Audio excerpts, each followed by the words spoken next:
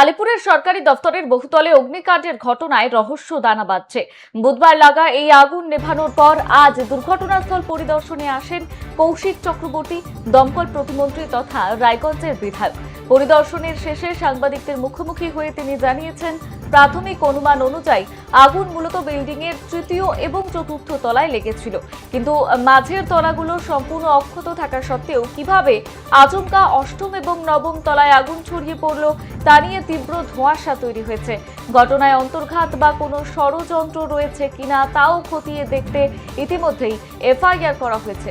আপনাদের জানিয়ে রাখি, এই মুহূর্তে যে বড় খবরের দিকে আমরা নজর রেখেছি, ঘটনাস্থল পরিদর্শনে অর্থাৎ দক্ষিণ চব্বিশ পরগনায় যে অগ্নিকাণ্ডের ঘটনা ঘটেছিল সেই ঘটনাস্থল পরিদর্শন করে আধিকারিকরা জানিয়েছেন, তৃতীয় এবং চতুর্থ তলায় আগুন লাগার পর মাঝের পঞ্চম এবং ষষ্ঠ এবং সপ্তম তলায় আগুনের কোনো রকম চিহ্ন মেলেনি, কিন্তু সরাসরি অষ্টম এবং নবম তলায় আগুনে ব্যাপকভাবে ক্ষতিগ্রস্ত হয়েছে। সবচেয়ে উদ্বেগের বিষয় হলো ওই অষ্টম এবং নবম তলায় আলিপুর অঞ্চলের 10টি বিধানসভা কেন্দ্রের প্রায় 4000 ইভিএম মেশিন মজুত করে রাখা হয়েছিল। অগ্নিকাণ্ডের ফলে সেই সমস্ত ইভিএম মেশিন সম্পূর্ণ নষ্ট হয়ে গিয়েছে বলেই আশঙ্কা করা হচ্ছে। এছাড়াও তৃতীয় এবং চতুর্থ তলায় DIO office, Sarva Shiksha mission, mid day meal এবং হর্টিকালচার বিভাগের গুরুত্বপূর্ণ অফিস ছিল, যেখানে থাকা বহু নথিপত্র পুড়ে ছাই হয়ে গিয়েছে। ঘটনার তদন্তে আজই ফরেনসিক বিশেষজ্ঞরা ঘটনাস্থলে পৌঁছেছেন, তবে বিল্ডিংটি অত্যন্ত উত্তপ্ত হয়ে থাকায় প্রাথমিকভাবে তারা কাজ করতে পারেননি। তাপমাত্রা কিছুটা কমলেই ফরেনসিক এবং পুলিশি তদন্ত পুরো দমে শুরু হবে।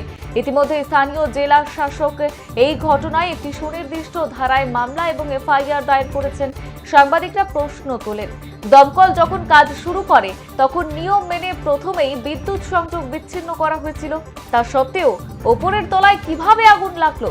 জবাবে কৌশিক চক্রবর্তী জানিয়েছেন, আমরাও এই বিষয়টি নিয়ে একেবারেই অবাক। ফায়ার ট্রাভেল করার কোনো রকম স্বাভাবিক রুট খুঁজে পাওয়া যাচ্ছে না। পুরো বিষয়টি তদন্ত সাপেক্ষ।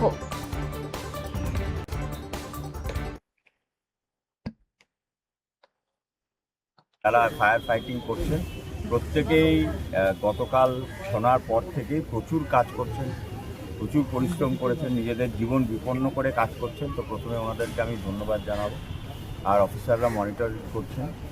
তো আমি খবর পাওয়ার পরে আজকে এসেছি, আসার পরে থার্ড অ্যান্ড ফোর্থ ফ্লোরে গিয়েছিলাম। মূলত আগুন থার্ড অ্যান্ড ফোর্থ ফ্লোরে লাগে এখনও পর্যন্ত যতটুকু বোঝা যাচ্ছে, এখনও তো ফাইনাল ইনভেস্টিগেশন বা ফরেন্সিক কিছু হয়নি। তো তারপর থেকে 8 অ্যান্ড 9 ফ্লোরে কী করে আগুন চলে গেল, এটাই আমাদের আশ্চর্য।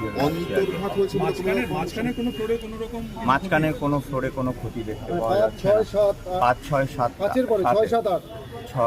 5, 6, 7, তারপরে 8 আর 9 আবার হয়েছে। তো এখন পর্যন্ত তো কিছু পাওয়া যায়নি 5, 6, 7-এ। তো আমাদের তদন্ত হবে। আর এখানে আমরা ইতিমধ্যেই ইনভেস্টিগেশন এবং ফরেন্সিক তদন্তের জন্য আমরা বলে দিয়েছি, আমাদের অফিসাররাও বলে দিয়েছেন। তো খুব দ্রুত শুরু হবে। আজকে ফরেন্সিক বিশেষজ্ঞরা এসেছিলেন, কিন্তু বিল্ডিং খুব হিট হয়ে আছে বলে ওনারা কাজ শুরু করতে পারেননি। তো আজকেই আশা করছি যে আজকে ফরেন্সিকের কাজ শুরু হবে। যেই দুটি ঘরে মূলত প্রথম আগুন লাগে সেখানে দেখা গেছে যে সেই ঘরগুলো বন্ধ ছিল, আগুন লাগলো কি করে? মানে আপনার তো অন্তর্ঘাত সেটাই পুরোটাই তদন্ত করার বিষয় আছে। ইতিমধ্যে আমাদের এখানে ডিএম সাহেব যিনি আছেন তিনি এফআইআর করেছেন, স্পেসিফিক সেকশনে কেস হয়েছে। তো দেখা যাক, আমরা আছি এটা নিয়ে।